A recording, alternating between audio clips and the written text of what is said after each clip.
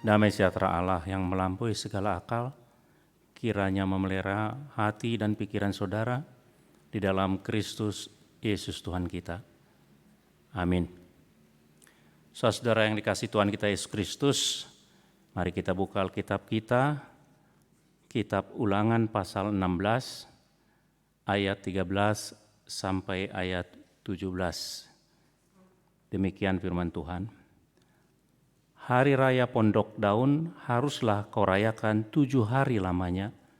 Apabila engkau selesai mengumpulkan hasil tempat pengirikanmu dan tempat pemerasanmu, haruslah engkau bersukaria pada hari rayamu itu. Engkau ini dan anakmu laki-laki serta anakmu perempuan, hambamu laki-laki dan hambamu perempuan, dan orang Lewi, orang asing, anak yatim, dan janda yang di dalam tempatmu. 7 hari lamanya harus engkau mengadakan perayaan bagi Tuhan Allahmu di tempat yang dipilih Tuhan, sebab Tuhan Allahmu akan memberkati engkau dalam segala hasil tanahmu dan dalam segala usahamu, sehingga engkau dapat bersukaria dengan sungguh-sungguh. 3 kali setahun setiap orang laki-laki di antara kamu harus menghadap hadirat Tuhan Allahmu ke tempat yang akan dipilihnya, yakni pada hari raya roti tak beragi, pada hari raya 7 minggu, dan pada hari raya Pondok Daun. Janganlah ia menghadap hadirat Tuhan dengan tangan hampa, tetapi masing-masing dengan sekedar persembahan, sesuai dengan berkat yang diberikan kepadamu oleh Tuhan Allahmu. Demikian firman Tuhan.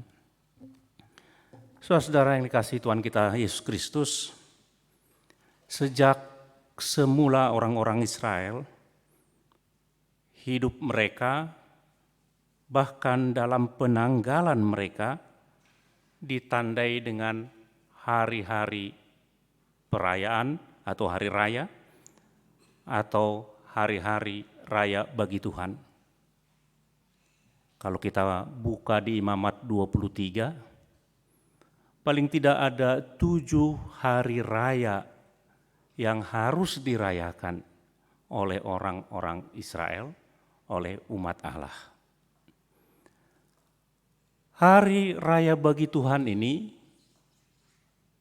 dimaksudkan bukan hanya perayaan begitu saja, bukan hanya ritus formalitas begitu saja.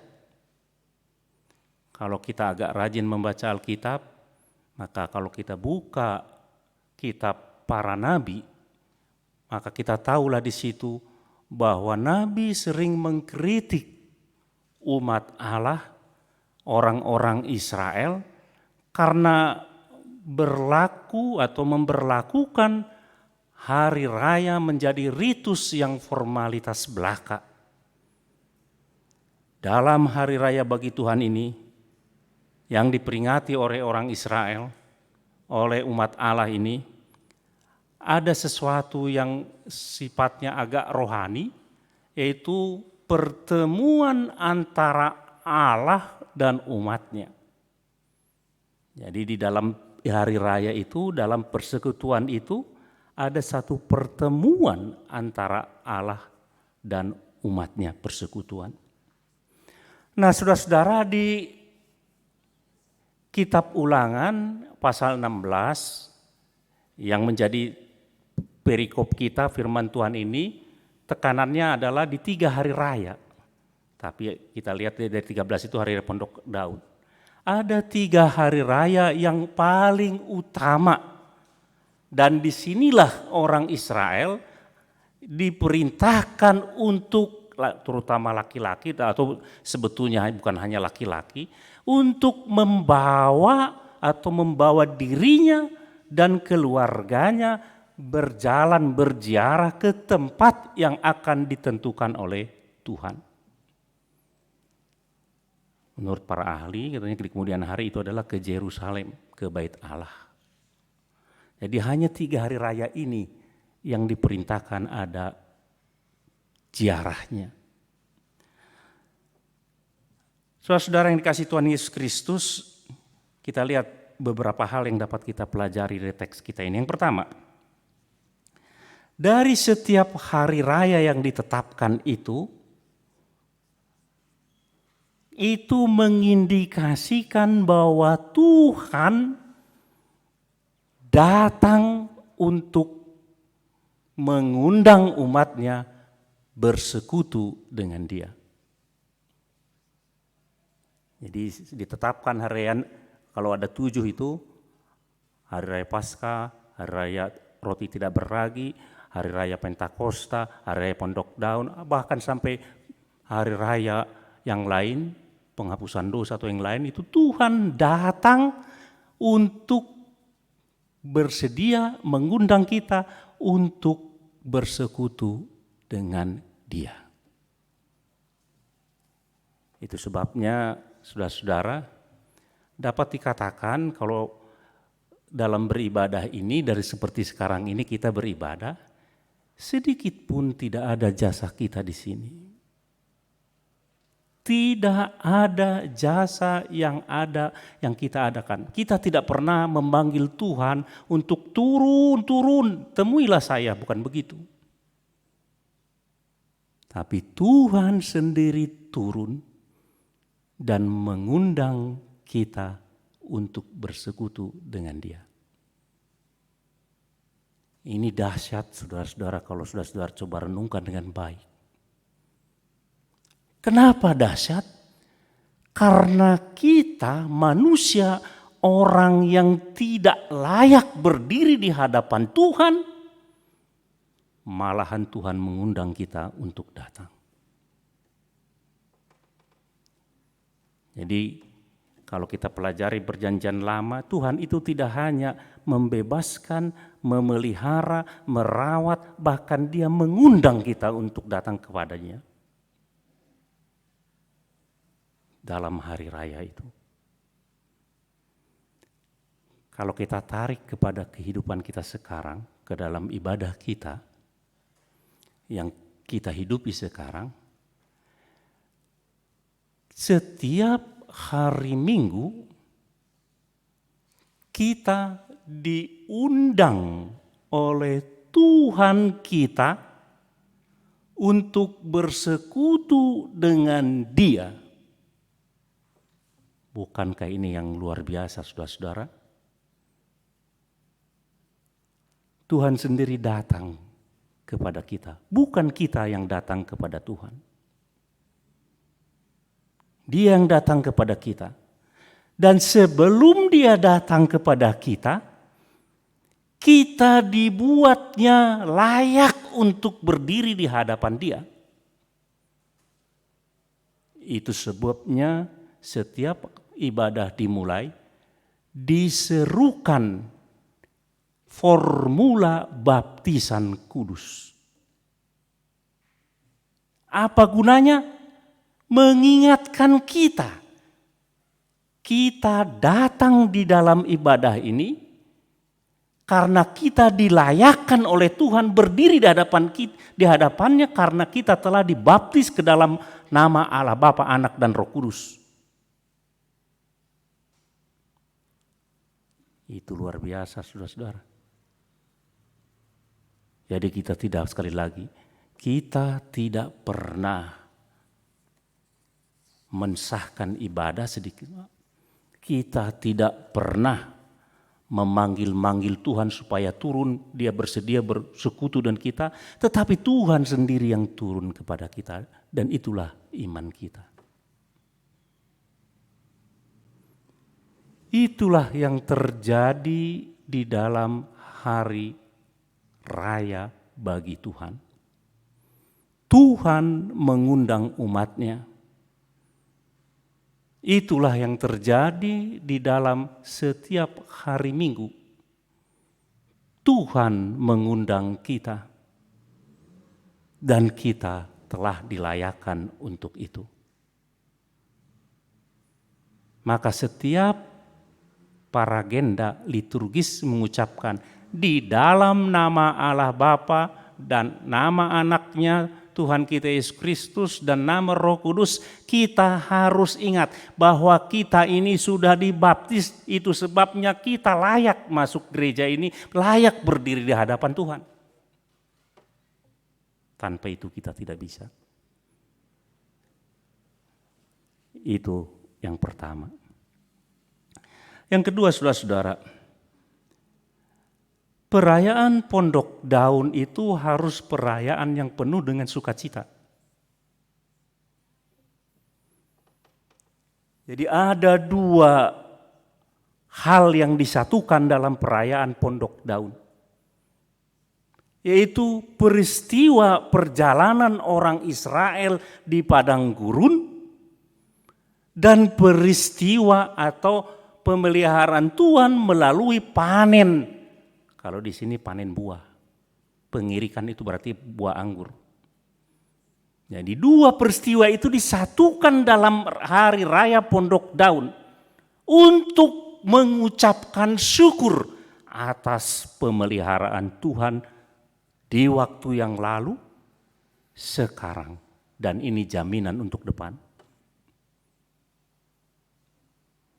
Saudara bayangkan coba orang Israel ketika di padang gurun dia harus tinggal di kemah-kemah, di tenda-tenda, dan 100% hidupnya bergantung kepada Tuhan. 100%. Mereka tidak bisa bertani, semua tergantung kepada Tuhan.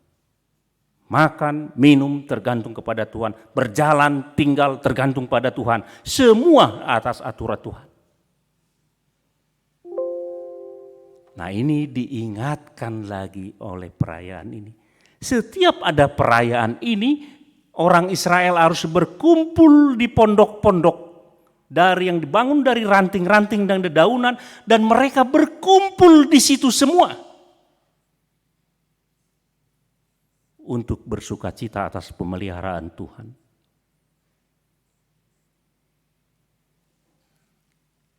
Hanya orang yang merasakan bahwa hidupnya tergantung kepada Tuhan sepenuhnya yang dapat bersukacita.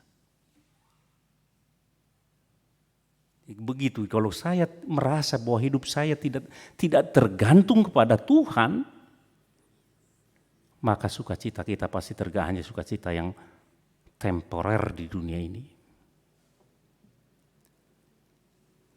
Bukan hanya itu, saudara-saudara. Tidak hanya sukacita kepada diri sendiri, sukacita itu akan penuh jika kita juga membagikan sukacita itu kepada orang lain. Bayangkan di satu tempat itu, dalam perayaan itu bersama-sama. Engkau, anakmu laki-laki, anakmu perempuan, hambamu laki-laki, hambamu perempuan, orang miskin, janda, orang Lewi, bersama-sama di satu tempat itu saling berbagi, membagikan sukacita. Jadi sukacita yang luar biasa yang penuh itu adalah sukacita yang mau berbagi.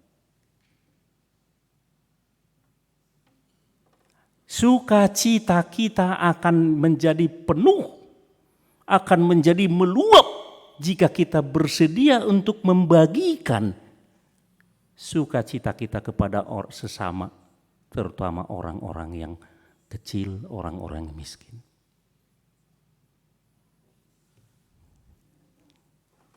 Makanya Paulus di dalam surat Filipi dia berkata,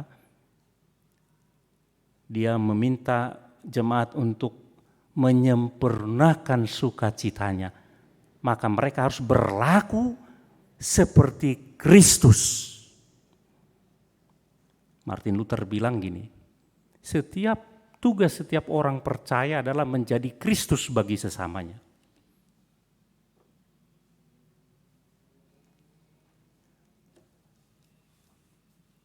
Itu yang kedua, saudara-saudara.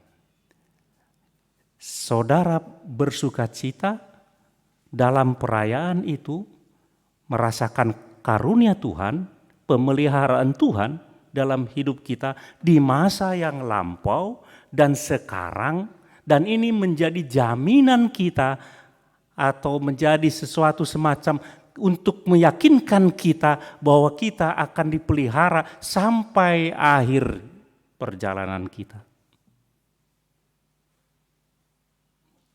Makanya hari raya bagi Tuhan, bagi umat Allah itu tidak pernah hanya formalitas belaka. Ini juga yang kita lakukan setiap hari Minggu. Seharusnya setiap hari Minggu dalam ibadah kita diingatkan akan perbuatan dan karya Kristus dalam hidup kita. Dia yang menebus kita, Dia yang menyertai kita dalam hidup kita sehari-hari. Maka itu menjadi jaminan pengharapan bagi kita untuk sampai perjalanan kita sampai akhirnya. Sekali lagi, kita adalah orang-orang pelupa. Maka kita perlu diingatkan terus-menerus.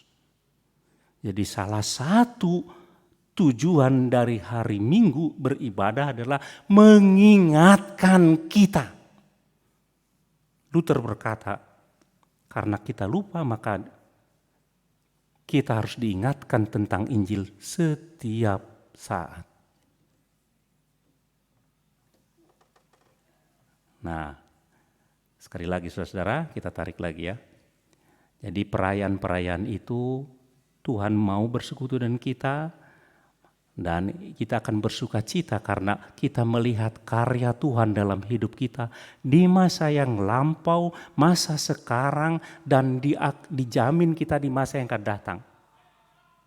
Kalau aku telah menyertai engkau di masa yang lampau, dan aku telah memberi segala sesuatu yang kau butuhkan dalam kehidupanmu sekarang, maka yang di hari yang akan datang juga percayalah, kata Tuhan, engkau akan dijamin hidupmu.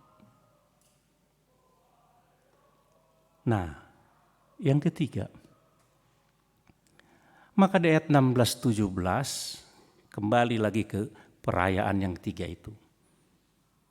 Setiap tahun harus melakukan tiga ini. Dan harus membawa pemberian. Jangan bayangkan seperti persembahan sekarang ini. Setiap minggu datang persembahan. Bukan begitu, saya yakin bukan begitu. Tapi setiap orang yang datang ada persembahannya, pemberiannya. Sayang bahasa Indonesia dibikin sekedar. Kan kalau sekedar itu namanya sekedar lah. Buka dompet sekedar cari yang paling kecil, kan sekedar. Padahal kata aslinya bukan sekedar. Membawa pemberian, gift. Sesuai dengan berkat yang diberikan Tuhan kepada dia. Oleh karena itu berapa besar pemberian kita yang harus kita beri sebagai persembahan kepada Tuhan tergantung dari kepekaan, tergantung dari penglihatan kita akan berkat Tuhan dalam hidup kita. Dan ini berhubungan dengan iman. Sebesar apa persembahanmu? Sebesar itulah imanmu. Begitu. Kalau persembahan saya 2.000, kalau persembahan saya kecil, sekecil itulah iman kita. Dan ini berhubungan lagi kepada yang di epistel. Kita tarik lagi ke atas. Kalau orang bersuka cita karena pemeliharaan Tuhan, kalau orang mengenal pemeliharaan Tuhan dalam hidupnya, ya kan, maka dia memberi juga dengan penuh sukacita dan dia akan berdasarkan berkat Tuhan yang datang kepadanya. Jadi tidak main-main. Jangan, kau dulu di kampung biasanya lebih besar membeli permen daripada persembahan. Uangnya 10.000, dia tukar beli permennya lebih besar dari untuk persembahan. Itu namanya main-main. Persembahan itu sekali lagi sebagai satu pengakuan kita terhadap Tuhan. Tuhan tidak perlu persembahan kita, tidak perlu kata pemazmur. Memangnya Tuhan memerlukan duit kita? Tidak kata pemazmur. Tetapi itu adalah pengakuan dari kita bahwa kita dipelihara oleh Tuhan, bahwa kita hidup kita tergantung kepada Dia, kita tidak takut. Itulah janda miskin yang ada tadi kita dengar dia baca. Gajinya 1 hari itu pekerja harian. Kalau pekerja harian waktu zaman Yesus itu pagi-pagi bekerja, sore digaji. Itulah untuk makannya. 1 hari duitnya dia kasih untuk persembahan kepada Tuhan. Bagaimana besok? Tuhan pasti memelihara saya. Jadi persembahan itu adalah pengakuan kita atas pemeliharaan Tuhan. Seberapa besar itu tergantung kita, pengakuan kita bahwa hidup kita berada di tangan Tuhan.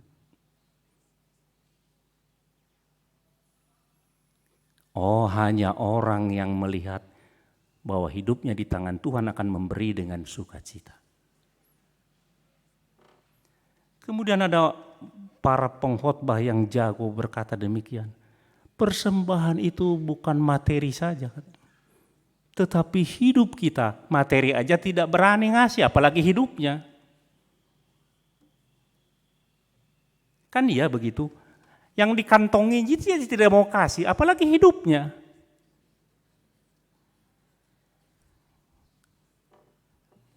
Kalau yang gini sudah bisa, maka langkah yang bisa.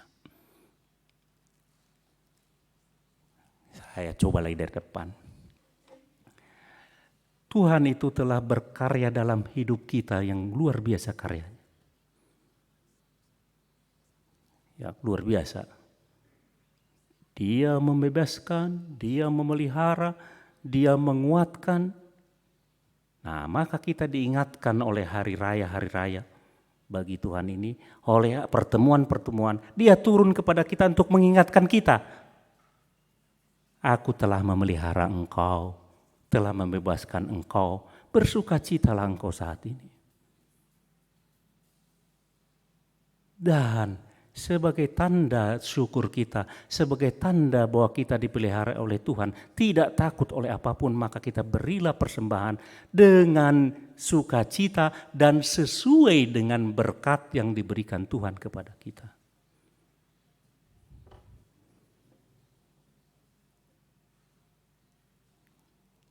Memang di teks kita ini ada agak sedikit yang kadang-kadang sebetulnya di perjanjian lama juga semua diperintahkan untuk memberi persembahan, semua itu berdasarkan ucapan terima kasih dari kepada Tuhan.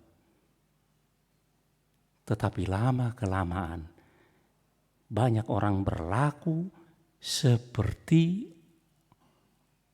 memberhalakan Tuhan. Tahu saudara memberhalakan Tuhan? Kalau nenek moyang kita dulu membawa persembahan, kenapa? Untuk menjinakkan roh-roh supaya jangan ngamuk.